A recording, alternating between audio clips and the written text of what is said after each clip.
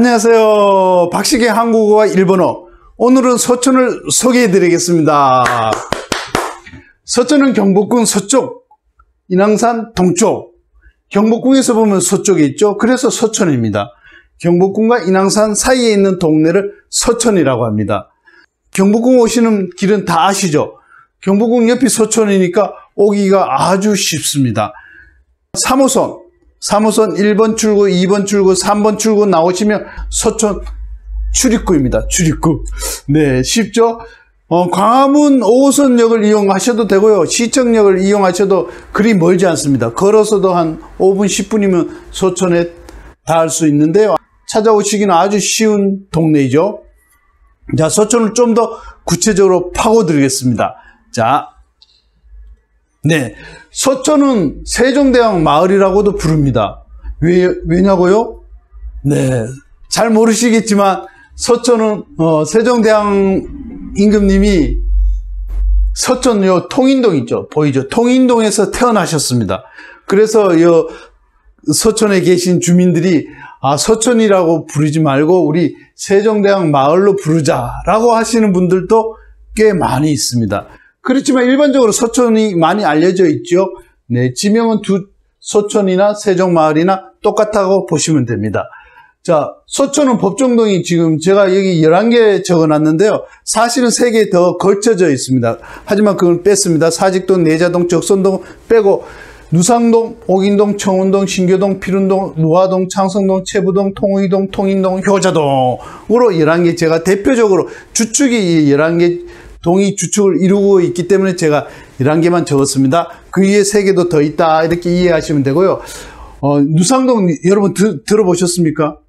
네, 서촌에 계신 주민들은 누상동 제일 많이 살고 있습니다. 꽤 보세요. 세대수가 1400 정도 세대가 살고 있고요. 주민수가 3,500명 정도 살고 있습니다. 그러니까 서촌에서는 누상동이 가장 주민수가 많고 세대수도 많다 이렇게 보시면 됩니다. 그 서촌에서는 누상동이 꽤 알려져 있는 동이죠.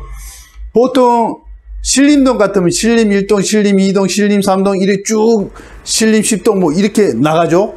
근데 서촌은 동이 조그만 동이 다 지명을 갖고 있습니다. 그래서 좀 친근감이 갑니다. 사실은 신림 1동 하면 좀 신림 1동 보다는 뭐 종로 1가, 종로 2가 이런 숫자보다는 이렇게 동으로 하면 더 친근감이 가죠. 네, 그래서 서촌은 친근감이 아주 많이 가는 동네입니다. 청운동은 뭐 현대그룹 정주영 회장님 자택으로 유명하기 때문에 많이 알려져 있죠.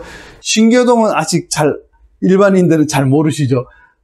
피룬동은 배화여대가 있기 때문에 조금 알려져 있죠. 근현대사의 문인들이 많이 활동했던 지역이 노화동, 누상동, 뭐 이 지역, 서촌 전체적으로 다 활동을 하셨지만 노화동도 그래서 좀 자택이 좀 있는 지역입니다. 한옥이 좀 많이 있습니다.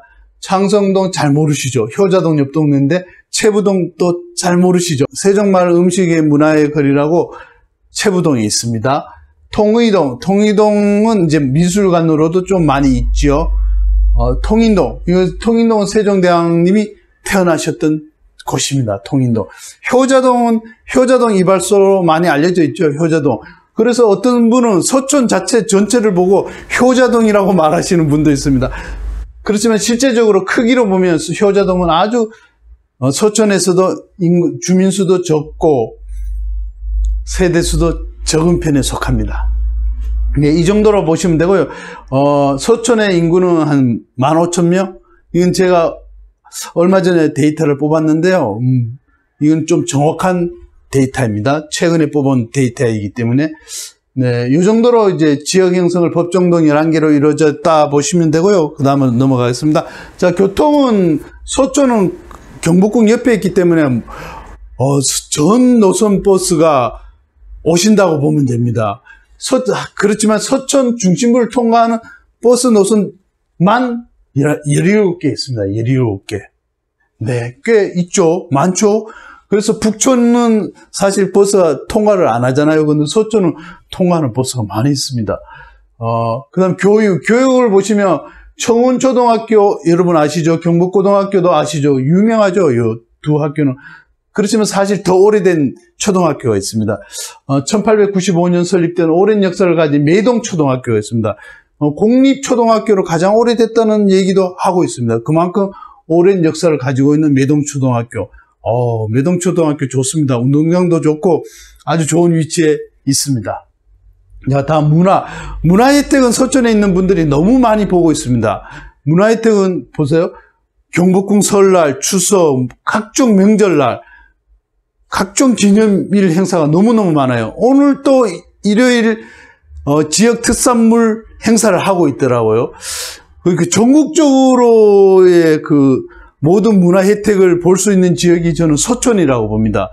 경복궁, 청계천, 서울시청에서 행사하는 행사 거의 주말은 매일 주말마다 있죠.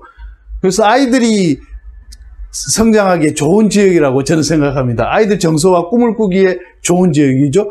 청와대도 옆에 있고 임금님이 사셨던 경복궁도 있죠. 아이들 정서와 꿈을 꾸기에 좋은 지역이라고 저는 생각합니다. 역사와 새로운 것이 공존하는 서촌.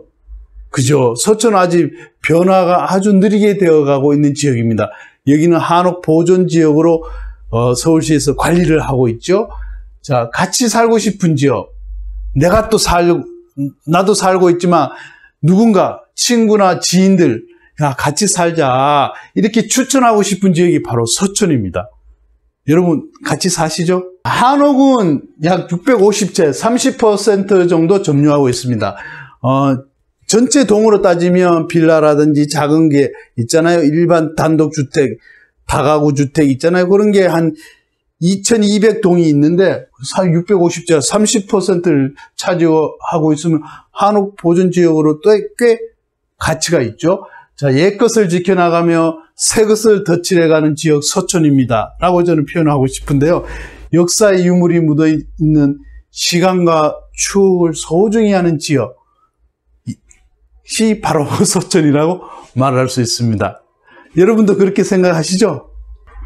서두에 말씀드렸죠. 서촌을 세종마을로 또 얘기하는 분들이 꽤 늘고 있다. 그리고 세종마을로 지명을 바꾸자 이렇게 운동하시는 분들도 많이 있습니다. 그래서 서촌 출입구 2번 출구로 나오면 바로 세종마을 음식문화 거리가 있습니다.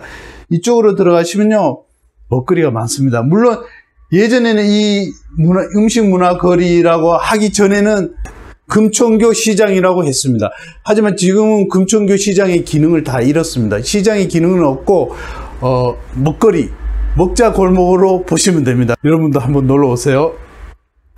서촌에는 시장이 두 개 있습니다. 예전에 금천교 시장이라 불렀던 음식문화의 거리 시장 하나고요. 두 번째는 통인시장이 있습니다. 통인시장을 보여드릴게요. 고춧가루도 팔고 떡집도 있고 야채 가게도 많고 고깃집도 많고 꽤 시장의 기능을 이 서촌에 살고 있는 주민들은 통인시장에서 생필품을 많이 구입을 하고 있습니다. 통인시장 제가 밤에서 찍었는데요. 보면 여기 지물포도 있습니다. 지물포, 도배, 장판 이렇게 하는 가게도 있고 여기 옆에 보면 또 유리점도 있고 여기부터 이제 여기 슈퍼고 여기 들어가면 정자에서 들어가는 출입구입니다. 출입구가 두 개 있습니다. 서쪽하고 동쪽하고 출입구가 두 개 있는데 이건 동쪽에서 찍은 모습입니다.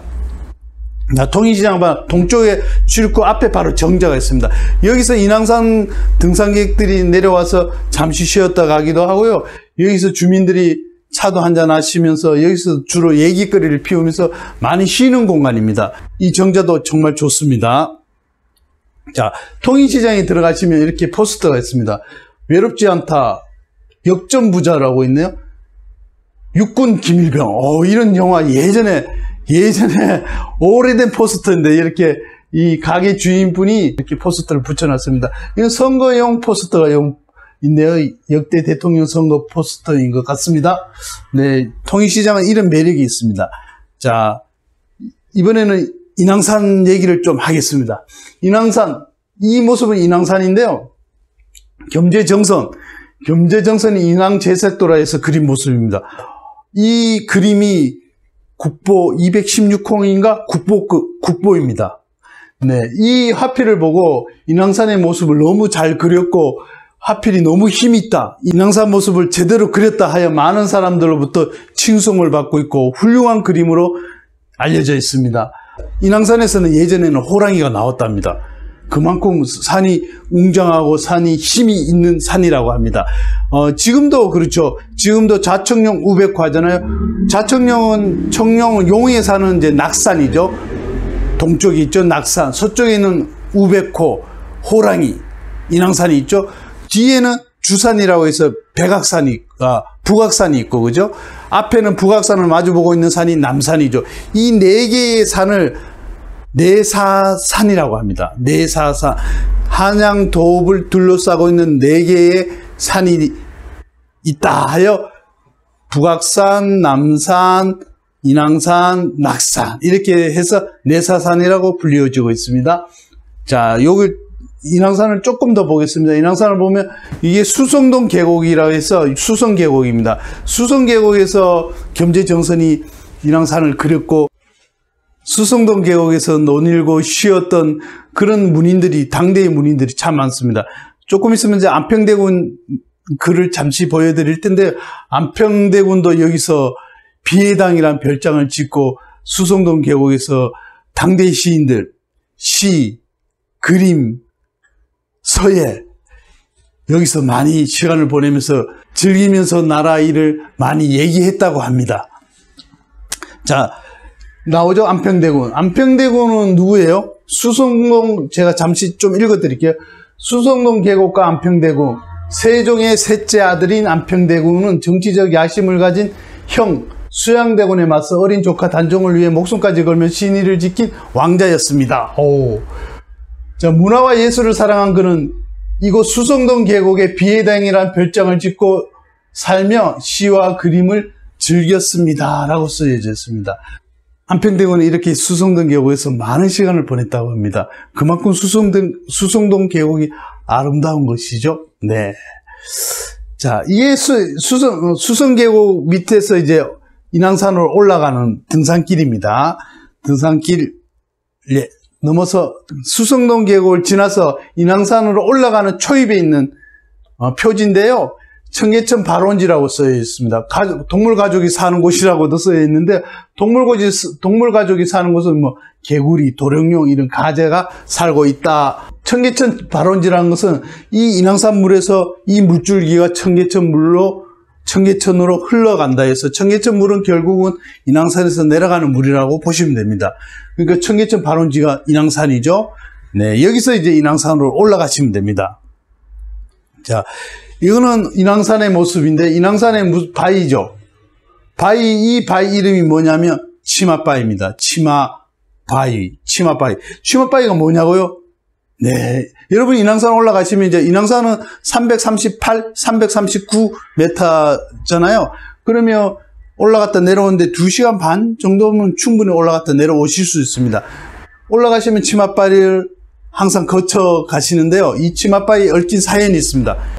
네, 그 사연을 한번 보겠습니다.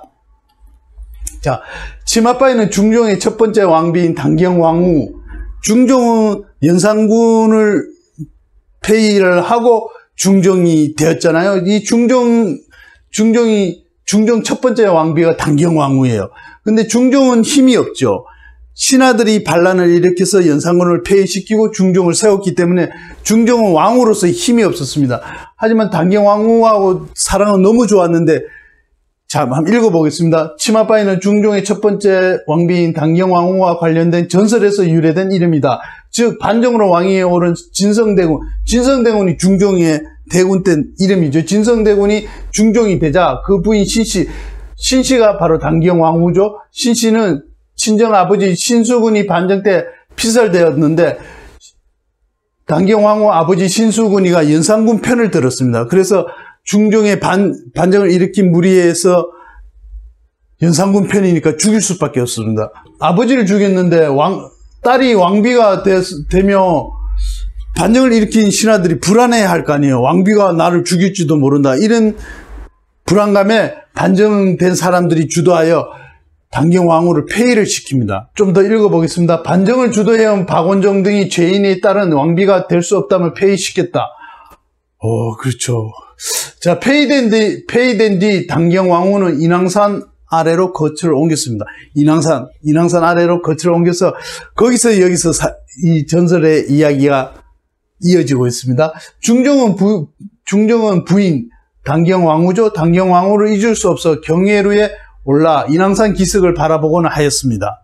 그때 신씨는 이 말을 전해 듣고 종을 시켜서 자기가 입던 붉은 치마, 이 붉은 치마를 중종이 참 좋아했다고 합니다. 좋아했던 붉은 치마를 경회루가 보이는 이 바위에 걸쳐 놓음으로써 간절한 뜻을 보였다고 합니다. 그래서 중종은 사랑하는 당경왕후를 곁에 두지 못한 죄책감도 있었겠죠. 정말 둘이 사랑했다고 합니다. 그래서 당경왕후도 중종을 잊지 못하고 중종도 당경왕후를 잊지 못하고 인왕산 바위에 붉은 치마를 거쳐놓고, 그래서 이 일로 인해서 사람들은 이 바위를 치마바위라고 불렀다는 전설이 있습니다. 좀 애틋하죠. 여러분도 인왕산 오시면 치마바위를 보시게 될 텐데요. 이런 사연을 알고 보시면 좀 더 의미가 또 새롭겠죠. 네. 자, 문화강국 호랑이, 인왕산에 호랑이가 돌아왔다 라고 했습니다. 호랑이, 자청룡 우백호. 자, 인왕산은 호랑이죠. 정말 호랑이가 있었다고 합니다. 자, 호랑이. 여기서 문화강국이란 말은 인왕산과 서촌에서 많이 정말 활동했던 시인들, 예술가, 문인들이 참 많이 있죠. 책도 쓰고 시도 쓰고 서예도 하고 그림도 그리고, 그죠? 네, 그래서 문화강국이라고 하면서 인왕산을 표현을 하고 있습니다. 윤동주 하숙지터 누상동에 있습니다. 인왕산 바로 올라가기 초입이죠. 누상동에 있습니다. 지금은 아쉽게도 윤동주가 하숙했던 집은 없어졌습니다. 하지만 그 터를 기리기 위해서 이렇게 글로 그 뜻을 담고 있습니다. 자, 요 앞에 보면 서울시 종로구 누상동 9번지라고 나오죠. 윤동주의 별 해는 방, 누구나 다 들어봤죠. 별 해는 방. 별 하나의 추억과 별 하나의 사랑과 별 하나의 스스랑과 별 하나의 동경과 별 하나의 시와 별 하나의 어머니. 윤동주 시를 읽으면 왠지 가슴속에 뭔가 큼직한 것들이 쿵쿵 와닿는 느낌을 받습니다. 자, 윤동주 시인이 한 100여 편의 시를 썼다고 합니다. 그 시를 쓰면서 이런 시도 썼다고 합니다. 쉽게 쓰여진 시. 인생은 살기 어렵다는데 시가 이렇게 쉽게 쓰여지는 것은 부끄러운 일이다. 시인 아니면 본인이 시를 쓰면서 이런 시를 또 쓴다는 것은 역시 시인입니다. 인왕산을 올라갔다 내려오시면, 올라가기 전 내려오실 때, 윤동주 시인의 언덕을 여러분 꼭 가보셔야 됩니다. 윤동주 시인의 언덕에서 제가 찍은 사진인데요. 이거 북악산이 보이죠. 너무 좋습니다. 단풍도 물들고, 너무 좋아서 제가 찍어 왔는데, 윤동주 편지도 그날 윤동주 문학관에 갔는데요. 이 시가 전시되고 있었습니다. 고등학생이 그림이라고 합니다. 그림은. 누나 2개월에도 눈이 가득히 왔습니다. 흰 봉투에 눈을 한 점 넣고 글씨도 쓰지 말고 우표도 붙이지 말고 말쑥하게 그대로 편지를 붙일까요? 누나가 가신 나라에 눈이 안 온다기에. 좋습니다.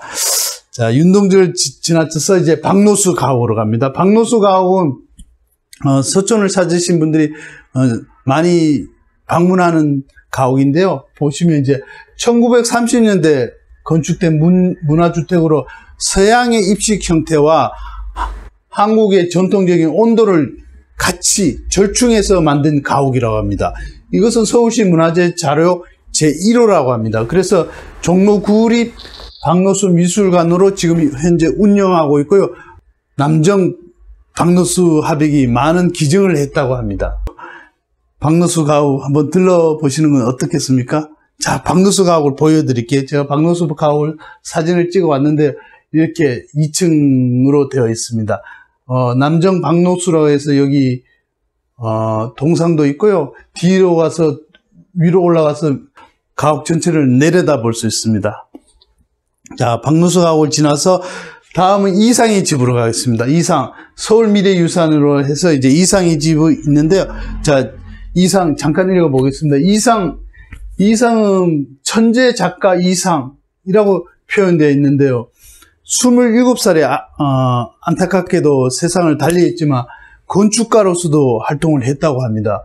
그러면서 시, 그 다음에 소설, 작가로서 활동을 많이 했는데요. 거울이라는 시도 있는데 띄어쓰기도 거의 지키지 않고 거의 붙여서 쓰고 좀 어떻게 보면 일반 작가들이 생각하는 것을 파괴하면서 그렇게 글을 썼다고 합니다. 이상의 대표적인 작품은 날개가 있죠. 자, 이상의 집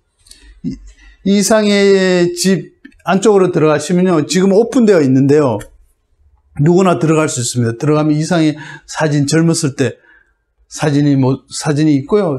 요 책장하고 있어서 제가 찍어 왔습니다.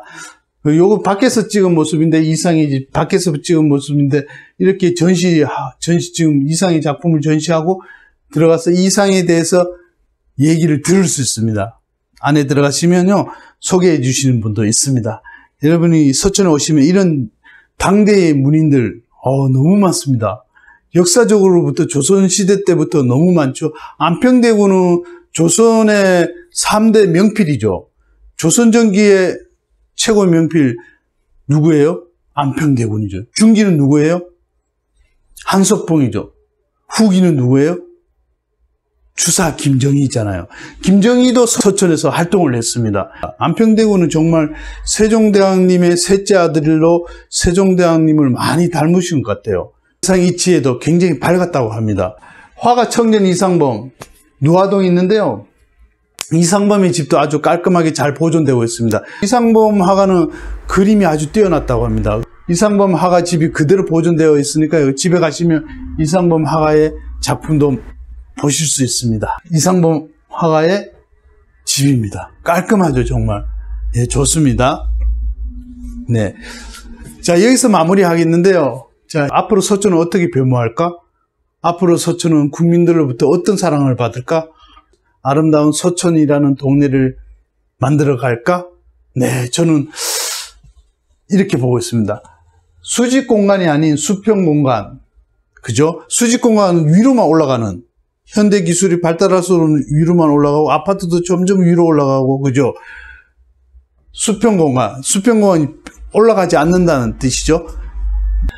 다시 말하면 높지 않고 나지막한 공간을 지키기에 서천은 그렇습니다. 나지막한 공간을 지킵니다. 높이 올리지 않습니다. 많은 사람들이 더 살고 싶어 합니다. 계속 고층 빌딩 속에서 인간의 존엄성이 저는 점점 적어지지 않느냐, 그런 공간에 내 자신이 들어갔을 때. 하지만 서천에 오시면 사람의 존귀함이, 사람의 귀함을 느낄 수 있는, 내가 뭔가 사람으로 대접을 받을 수 있는, 사람으로 살아있구나, 그런 걸 느낄 수 있는 공간이 서천이라고 저는 생각합니다. 그래서 그런 지역으로 저는 주목을 받을 것이라고 봅니다. 조금 전에도 말씀드렸지만 옛것을 지우고 세상은 급변합니다. 그죠? 점점 예전에 종로 가면 피막골도 있었잖아요. 피막골도 다 없어지고 자꾸 높은 고층 수직 공간을 넓혀가고 있잖아요. 그죠? 하지만 서천은 그렇지 않습니다. 서천은 역사의 시간이 느리게 가는 서천. 역사의 시간이 머물러 있다고 또 표현할 수 있겠죠? 그렇기 때문에 서천은 그 희소 가치가 있기 때문에 더 귀한 대접을 받는 것은 당연한 것이 아닐까요? 라고 제가 마무리 지으려고 하는데요. 여러분은 어떻게 생각하세요? 네, 이것으로 오늘 서천 이야기를 간략하게 소개했습니다. 좀 더 많은 것들을 알려드리는 시간을 갖도록 하겠습니다. 네, 감사합니다.